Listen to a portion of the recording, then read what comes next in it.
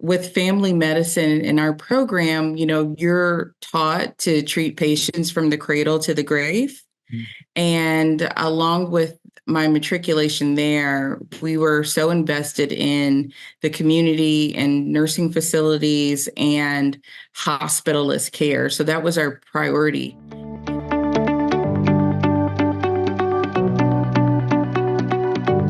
Hey guys, this is Matt Helton with OneTrust Home Loans, your reverse mortgage experts, and you found the Serving Senior podcast, where we highlight those businesses and those individuals that serve seniors at such a high level. We have two more amazing guests here today, and I'll just introduce one of them and let her introduce her friend. But we've got Miss Lisa Black, and she's with Aveanna Hospice, and she's out there spreading the word of what they do and how they serve seniors. And we had such a fantastic time last time speaking with Miss Lisa that she has brought a special guest that she want to introduce. So Lisa, how are you doing today? I'm doing well. Thank you so much for inviting me back. You're welcome. Thank you for being here. You made me look good last time, so I wanted to have you back. Oh, well, good. Well, Lisa, I know you brought one of your friends and coworkers along, so please introduce us if you could. So Dr. Bowers and I have known each other for a number of years. We used to work together in a previous company. And I think I shared before, one of the reasons I decided to join Aveanna is because she had joined Aveanna and I really trust her. She treats each patient as an individual. She does not put anyone under an umbrella of just every hospice patient gets this treatment. So I've grown to really respect and trust her. And so I'd like to introduce Dr. Bowers. All right. Hello. Hey, Dr. Bowers, how are you doing? I'm doing well. Well, thank you for being here. I feel like I know you after hearing about you from Lisa. So we appreciate your time and working us in between your patients. Yes. I love the opportunity to be able to spread the word about hospice and being able to teach about hospice with as many people as I can. I mean, even in my own family, I'm the doctor that you ask questions to, so even, they pull me aside at family reunions or if someone has a question, I'm usually the person that gets asked all of the questions, but I also take this as a gift that people trust me so much to tell me things that are so personal about themselves or about a loved one and ask my opinion for that, and that they're comfortable enough to ask me those questions because there's so many things, especially seeing our parents as they get older, knowing that when they go to the doctor, they really lie. And they do not tell all the details about what's really going on with them. Sure. But as a family physician and then a hospice and palliative medicine physician, I feel like this is my niche, not only speaking to patients about their illness, but also talking to the families. And then doing the fun part for me is doing the medicine part. So it's very fulfilling when people are under our services and they have symptoms that would otherwise feel uncontrolled or would have been a reason that they would have gone to the hospital. And then I can manage to have those symptoms subside at home with management that I do. And then they don't realize how much better they could feel, at the same time. That's awesome. It sounds like Lisa said you're a wealth of knowledge. I can already tell. Yeah, that's so awesome. Well, maybe could you tell, I know a lot of people really like to get to know who they'd be working with, or we have a lot of people in the senior industry that would probably need to send people your way. So they'd love to learn more about who they'd be sending people to and how you work. So maybe take us back if you could, where you're from, how'd you get into medicine, and then how did you end up at Aveanna? If you could share your journey or story, that'd be great. Oh, that's great. Well, actually, I'm a local girl. I am from Columbia, Oh, Tennessee. nice. I've been looking for the one local person. I finally found you. Columbia, Tennessee, Okay. graduated from Columbia Central High. Okay. Have my family's been there. My parents went to Columbia Central High. I went to college at Tennessee State University, same college my own great grandmother went to Tennessee State, and then medical school at Meharry, also in Nashville. I jumped away from Nashville for residency and family medicine in Macon, Georgia at Mercer University. Okay. So I got to experience the Peach State. Macon is the belly button of Georgia. Okay. It's very hot. Got it. But that is where I got the most experience with family medicine in our program. You know, you're taught to treat patients from the cradle to the grave. Mm. And along with my matriculation there, we were so invested in the community and nursing facilities and hospitalist care. So that was our priority in our training. And my program director and attendings saw that, you know, I thought I was going to do emergency medicine because I'm like, I like to go, go, go. I like to see different things. But they told me I talk too much. And they said they'll send me in a room and I come out with someone's entire life story and I find out everything about them after just going in for a short time. And that's where they kind of pushed me towards this path. You know, when I was in residency, they had just started reducing resident work hours. So I was managing to work 80-ish hours a week before it was like 100 plus. But we were still alone a lot of times when we were on call. And I had the record, if you want to make it a record, of the most admissions from the ER to our palliative care unit for hospice, and the most amounts of people that I discussed transitioning to becoming a do not resuscitate rather than going from the ER and making you go through multiple tests and multiple pokes, x-rays, imaging. I just focused on patients and talking to patients. I found out what they were really there for. And a lot of times it was symptom management.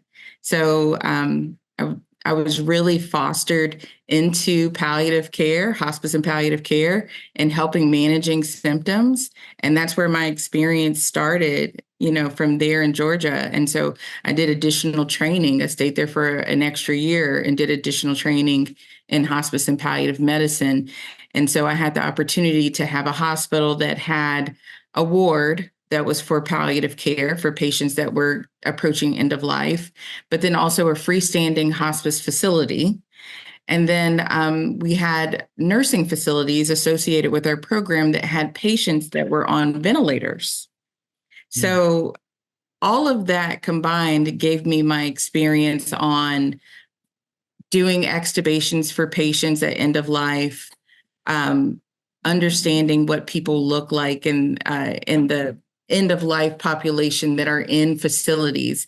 And we have facilities that were these Medicaid facilities, and then these facilities where people are spending close to, you know, 5-6 figures a year. Wow. For them to be in there. So I saw the vastness of a state facility versus the posh facilities. So that's kind of where I started to cut my teeth. And okay. I was blessed with the opportunity to move back to Tennessee and be in Nashville, work for another hospice company that had the same qualities of being a freestanding hospice where I could just work as a hospice medical director. Okay. And I did that for 7 years. And throughout that time, I managed patients with at home on hospice. I managed patients that were in the inpatient hospice in the hospice unit. I managed patients that were in the hospital receiving hospice. And then eventually I transitioned to managing patients for HCA Corporation for 6 hospitals locally doing their palliative care part. Yeah.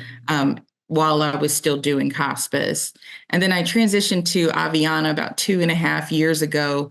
And some of that was because of COVID and burnout, that I worked very hard, but a little bit too hard and wanted to maintain my own sanity. But you really learn what's important, especially when you are in a COVID ward. Um, when you are the last line of someone being able to see or speak to their loved one because you are gowned and gloved up and you have a cell phone and they won't let your loved one in as the other person is dying, you know, you're the person who's on the other end. And, I took that, as an honor, but it takes a lot on you as a person to manage that.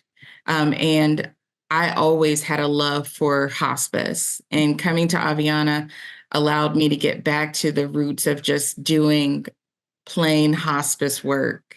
But I come with experience of being in all of these scenarios of extubating patients at homes from ventilators, trying to MacGyver situations where people have faulty feeding tubes, suturing people up, everything that you're expected to try to handle, to try to make sure that people are comfortable at home, because that's their chosen place to be. And we want to do everything that we can to not disrupt that. And so I brought that to Aveanna. I brought a different atmosphere because of being a trained hospice and palliative medicine physician. This specialty has been seen as a retirement specialty, where you normally have a community physician that does this as their supplemental income and as their pastime. Aveanna saw the importance of having a full-time physician manage their patients. And I think we've seen a difference in regards to how close patients are cared for, how much that they have access. Oftentimes, I take the responsibility of being people's last doctor as an honor. But in being a family physician, you do learn a little bit of everything. So I am their endocrinologist, their dermatologist, their orthopedist. I've done everything except deliver babies as a hospice physician. Wow. But I've taken care of babies on hospice. I've done prenatal hospice in the past. And we've done hospice on multiple children. And that's just a part of my experience. But being someone's last doctor, I take it as a big responsibility. And it takes a lot of trust. And being that kind of physician, I want people to understand, one, what's going on with them and what's changing, and how to approach it.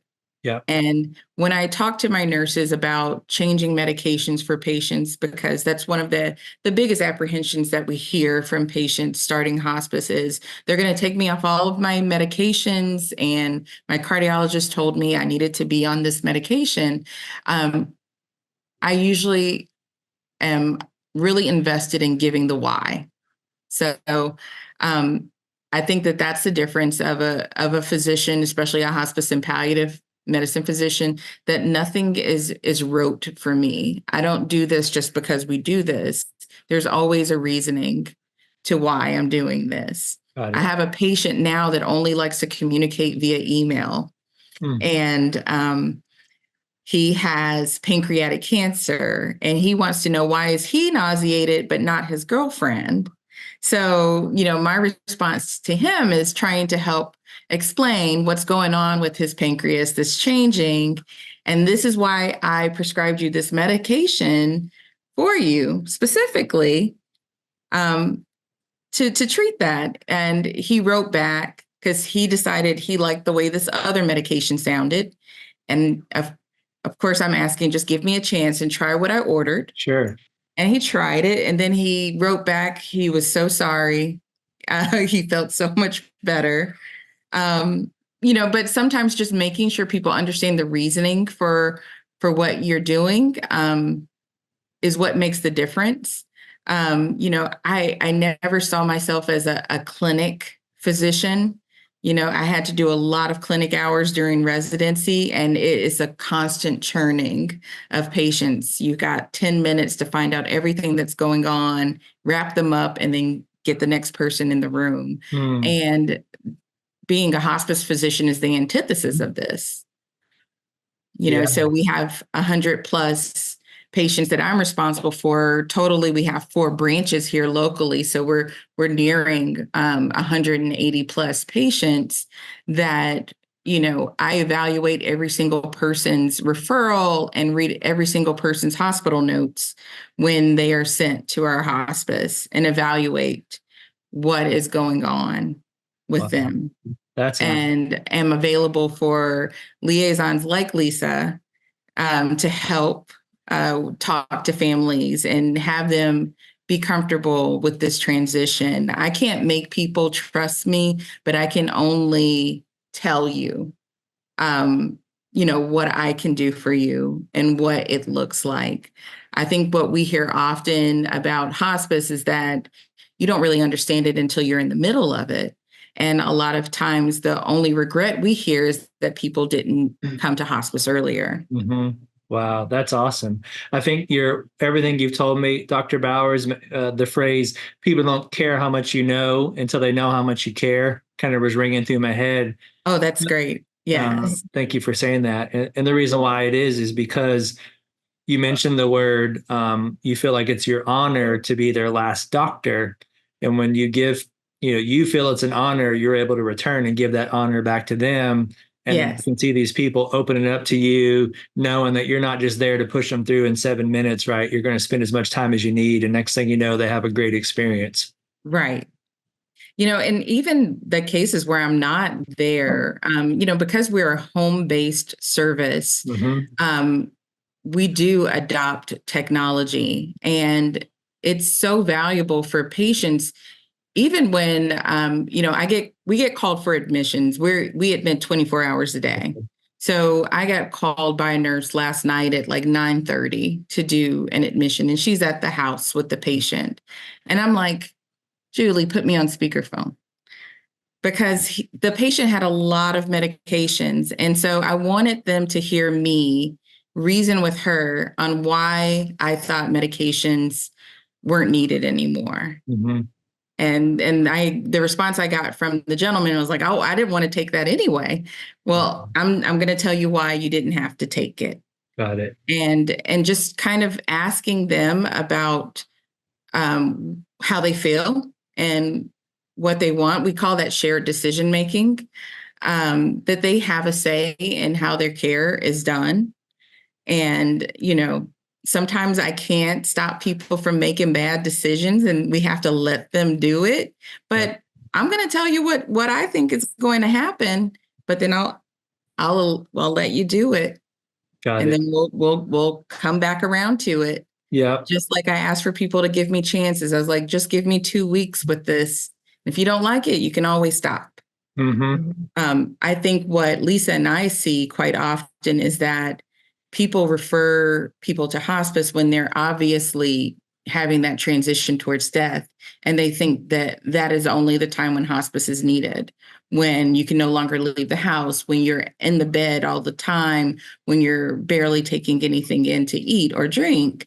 And we honestly see people going, we could go to Walmart and I could point out 5 hospice appropriate patients for you. And I like to educate that it's a transition in the type of care you receive rather than giving up on something. Gotcha. You're not giving up, you're actually gaining. Right. You're gaining a whole team to help invest in your care. We get overmastered by our bodies. It's not something that we choose. We don't choose to have cancer.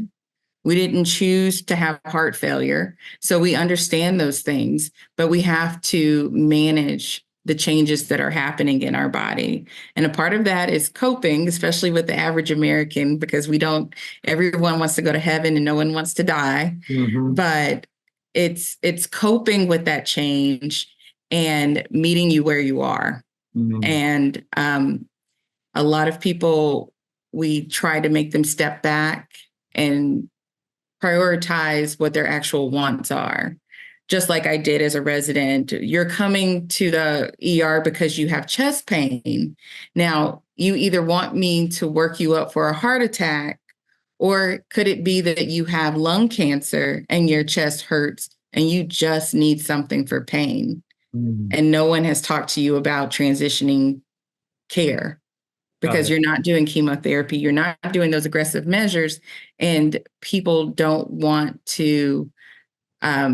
We have such a bad rep for the word hospice, and they just don't understand that we're just transitioning the care. The care is going from being very aggressive to being something that's focused on comfort and dignity. That's a great point. I wonder maybe if you could hit on that, maybe some of the misconceptions of hospice, maybe what it used to be or what people think it is and what it really is, and how you guys strive to make a difference in what people think about hospice. And then Lisa can add in too. I think the biggest misconception that we see is in regards to pain medications. Okay. People think we have a kit called Comfort Kit. So it's going to give you emergency medications that we supply to every patient. It is something that's standard across the entire United States that people with hospice are going to get. And people see that as a bad omen or as an intention that we're doing something to hasten death. And we are meant to walk along a path that is already set with you. We have no place in making the path. So we are a part of it. So we're trying to educate and talk to patients and families that specifically will say, I don't want morphine. Just do not send morphine to my house. They have a horror story of someone who was on hospice and they died, or they were on hospice and they only gave them morphine. And without knowing the situation, I can only empathize with them about how their experience turned out. Because no matter how I try to educate, I can't change people's perceptions on those things. So hearing people get very apprehensive about the medications, and I am a pharmacology nerd. I love medications. We use medications, side effects in good ways for patients. Nice. So there's medications that side affected, if you had hiccups, it'll stop, but that's not what the medication is meant for. So, I feel like we're almost alchemists in some ways and using medications for people at home. And I always say MacGyver too, because we think about all the over-the-counter things that we use at home too, but we're trying to think about things practically and trying to help with the ultimate goal, again, being comfort and dignity. So we're always focused. Is this going to make my patient feel better? Is this going to give them some kind of benefit? And if those answers aren't yes, that's not something that we're going to do. Makes sense. Yeah, completely makes sense. That's fantastic. Thanks for sharing all that. Lisa, anything you want to throw in there or throw something at Dr. Bowers? Well, I think the biggest thing that she talked about is, I'll kind of piggyback the medication a little bit, is I've even had to educate some of my own family members. No, you don't just come in and quote unquote sedate when we come in. That's not our goal. I'm always educating families and patients. We don't want you sitting on the couch and not knowing who you are and drooling on yourself. And that's how you spend the rest of your life, because that's not quality. And we want to give quality. And I always tell all of our patients and families that Dr. Bowers, she's a low and slow kind of person. She comes in and tries this medication, or she'll take a few medications away and won't take them all away, because she believes in, okay, let's try this and let's just wait. So that's why I appreciate platforms like this and being able to talk to families, and why I wanted to come to this part of the role in hospice care, because there are so many scary stories out there that are just based on misinformation. Absolutely. And so that's what I just want, as many platforms that will let us speak and educate, because it's not a scary place. It's actually a wonderful place. And the other thing that I will say is, I had always worked at the other hospice company with her, and I thought you had to have a standalone hospice inpatient unit. That's actually not true. I've been with Dr. Bowers in this company 2.5 years, and we've never once needed an inpatient unit. So everything she can do in a unit, she does in a home. And so that is something big. And when we say home, not just, a home standalone on a street, wherever your home is, Okay. facilities, things like that. So I just want to make sure that message is always put out there. Yes, wherever your home is. And we've seen home mean a camper, a tent, Wow. a hotel room, Mm-hmm. all kinds of places that people call home. But we come to you, we meet you where you are. We have a whole team that's helping work with you. You have social workers, and people get afraid of the word social workers. They're like, well, I'm not poor. Why do I have a social worker? But we try to explain that they are the people that help tie the loose ends for you. Because when you're coming into hospice, we're trying to prepare. Gotcha. And that's what our whole team does. Wow, that's great. Well, I feel like I've got to know you quite well, Dr. Bowers. I mean, we didn't know that you spent time in the belly button of Georgia. Yes. We didn't know that you were voted most likely to have a talk show in your medical class, it sounds like. So you've shared a lot, but maybe you could share what you feel are your superpowers that's allowed you to serve these seniors at such a high level. We'd love to hear that.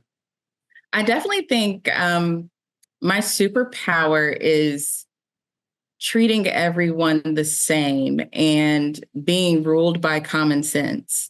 So I know, and no offense to other doctors, there's doctors that are smart, but aren't smart at the same time because they don't have common sense. Got it. I feel like that was something that was always drilled in my head. I'm always thinking to myself, does this make sense?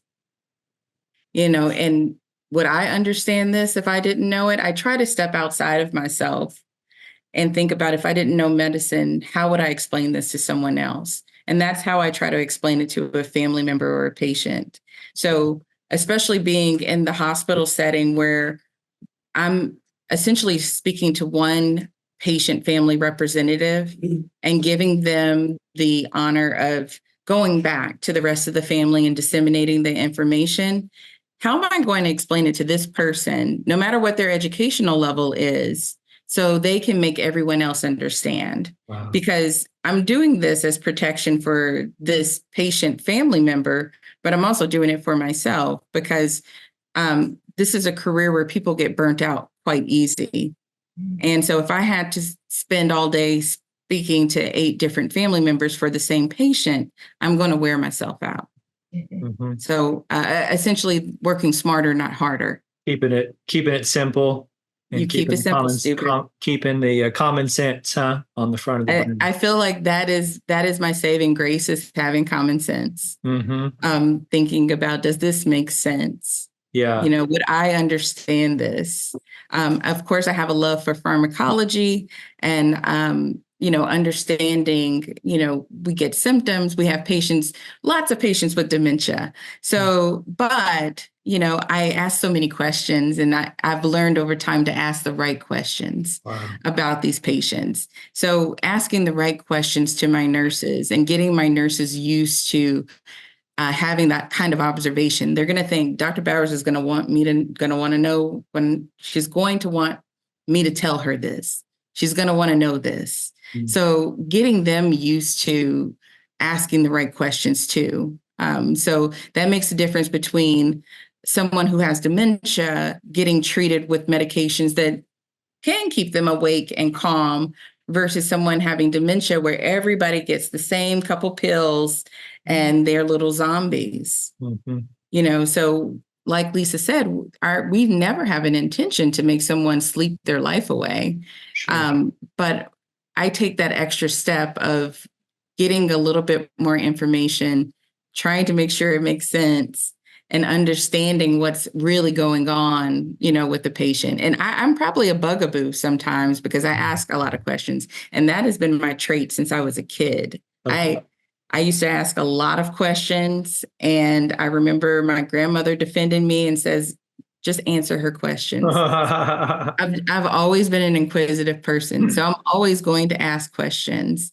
because I'm always wondering, does that make sense to me? And I'm going to ask questions until it makes sense. Sure.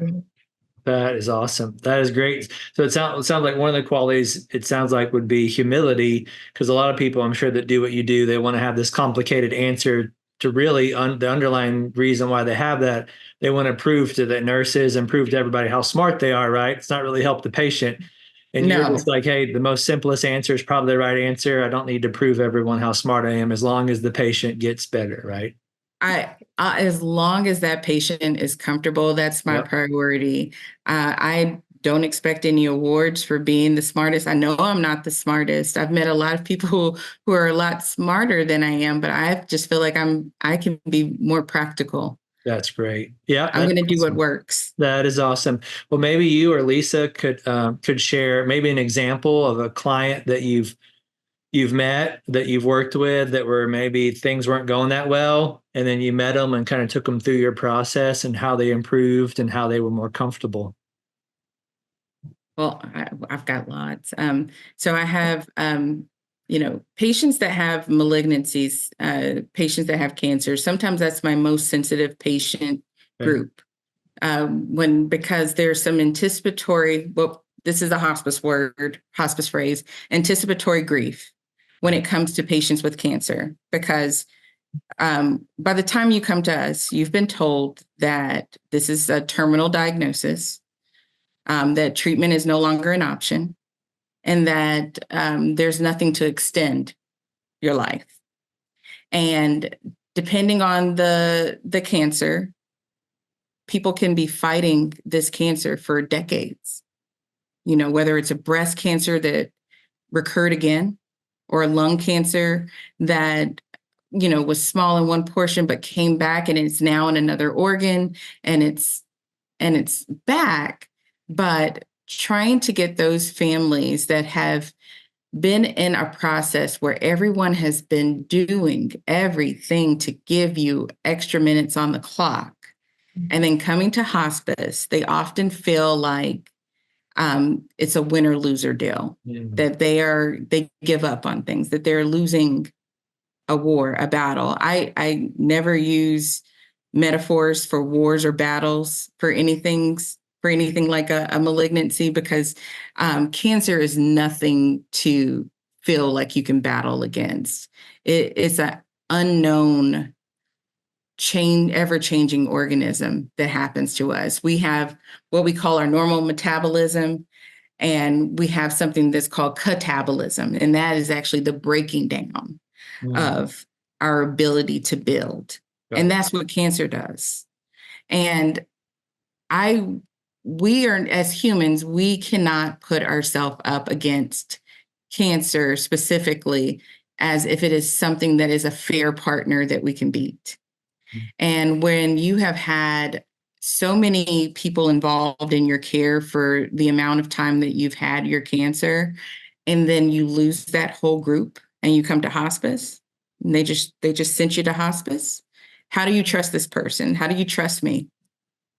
How do you trust what I'm telling you to do when you've been with this person so many years and they never recommended this? Why are you recommending this?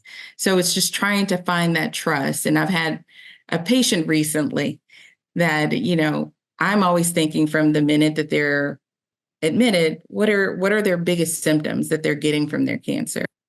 Whether it's nausea, or if it's a side effect that we're going to see down the line because of where a metastatic growth has come. For example, if we have cancer that extends to the liver, a lot of times chemotherapy gets stopped because chemotherapy is filtered through the liver. So they couldn't get more chemotherapy. So they already feel a loss at that.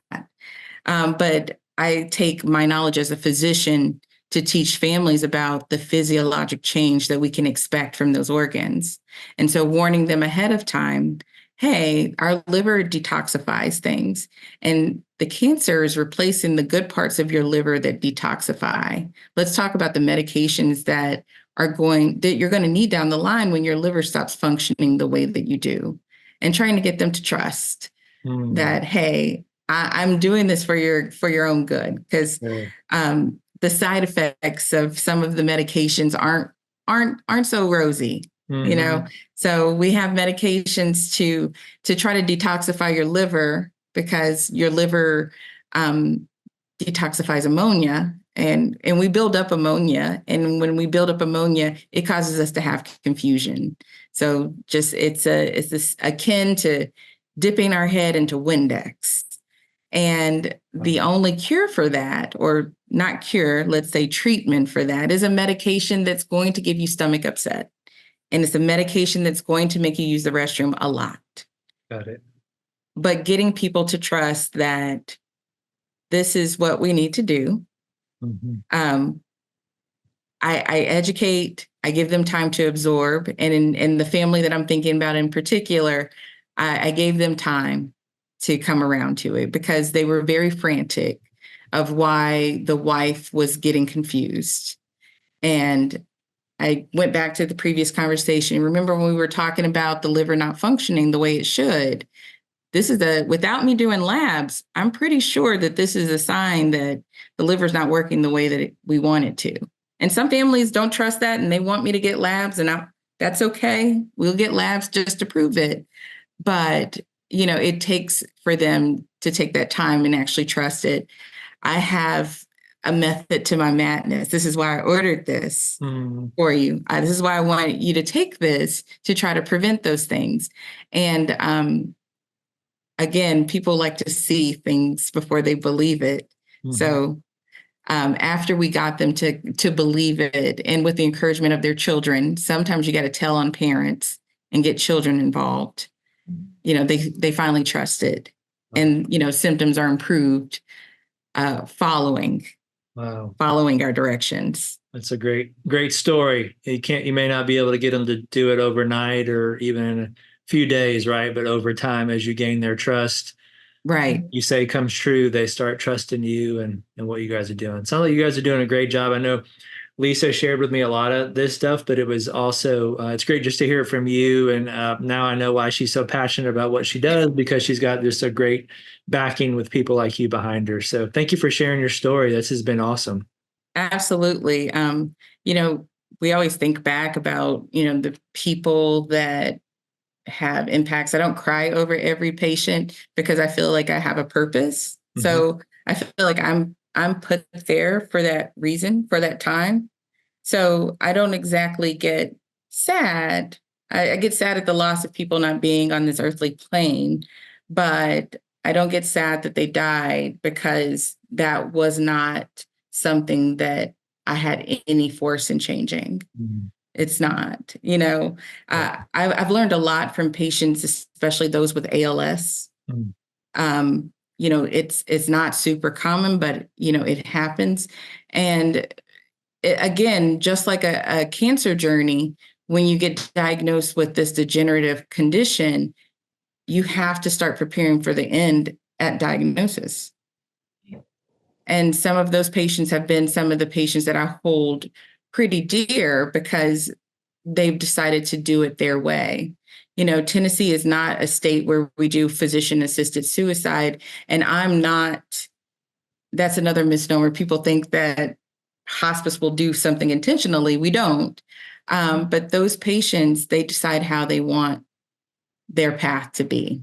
And they make critical decisions on how that goes. And a lot of that comes to whether they want a breathing machine or not, or if they want a feeding tube or not. And I have seen beautiful deaths that I've taken a part of from those people who have decided that they were tired. They don't want to be on a breathing machine anymore. And a gentleman, I was at his house and helped him after taking him off the machine. He drank a beer and hugged his kids in the bed, and then just went to sleep with them. Wow.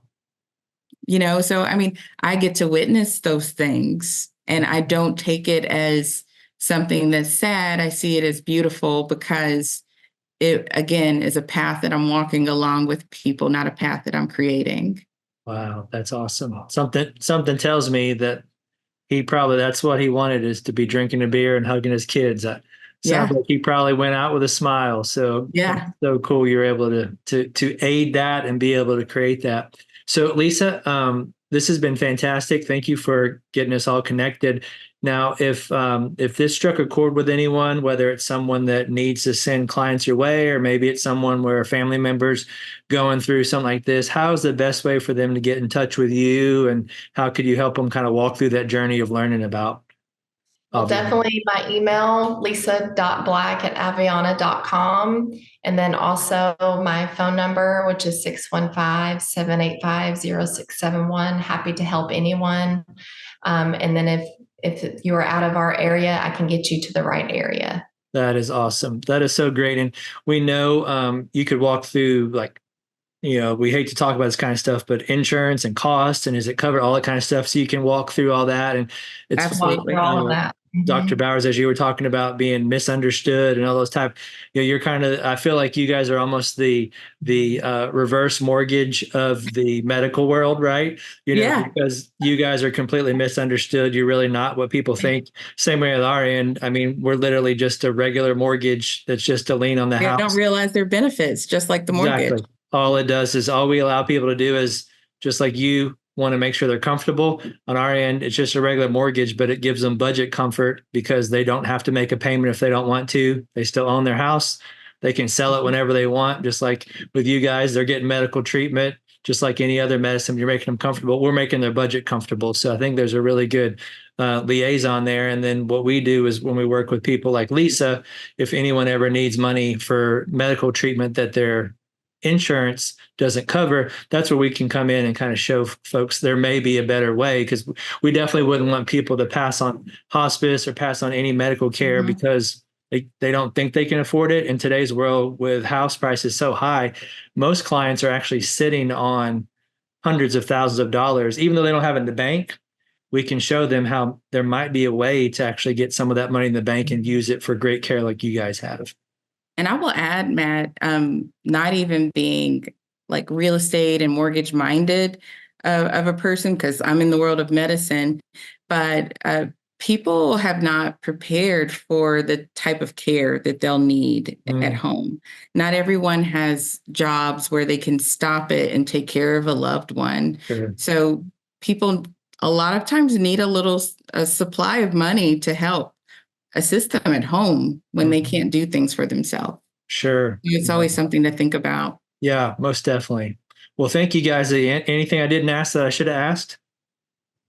I don't think so. I think everything was very well covered. Well, I think we covered a lot. Well, thank you guys again. We'll do this again. If you guys have anyone else that we should have on here, we'd love it. You guys have been fantastic guests and great supporters of the podcast. Thank you both. Awesome. Thank you so much for having me. Yeah, thank you. And thank you for watching the Serving Senior podcast, where we highlight awesome people like these two that help seniors not just get by, not just survive, but thrive in retirement. Thanks again. Have a great day. Talk to you soon. Hey, this is Matt Helton with OneTrust Home Loans, home of retirement mortgage solutions. And we really do appreciate you checking out the Serving Seniors podcast today. Now, please go to the description down in the body of the podcast where you can subscribe to get future shows. Please click that notification button so you get notified when other shows drop. And also, if you can go to servingseniourspodcast.com, and we'd love to hear a comment about our show. We have a heart to serve seniors, and we have a heart to make sure seniors don't just survive retirement, don't just get by in retirement. We want to show seniors how to thrive in retirement. So if you know of anyone that's 55 and older that could use some extra cash flow, maybe the retirement's not going the way that they like, our retirement mortgage solutions are designed for folks, depending on the state, they're either 55 or 62 and older, to make sure that they have that kind of retirement that they want. As long as they own a home and they're in a good equity position, there could be some solutions that they may not have thought about, or maybe they've thought of and they just didn't know how they work. That's what we do. So anyone in that age group that could use some mortgage advice, my team and I would love to be able to help them. Thanks again, and look forward to seeing you on the next show. Have a great day.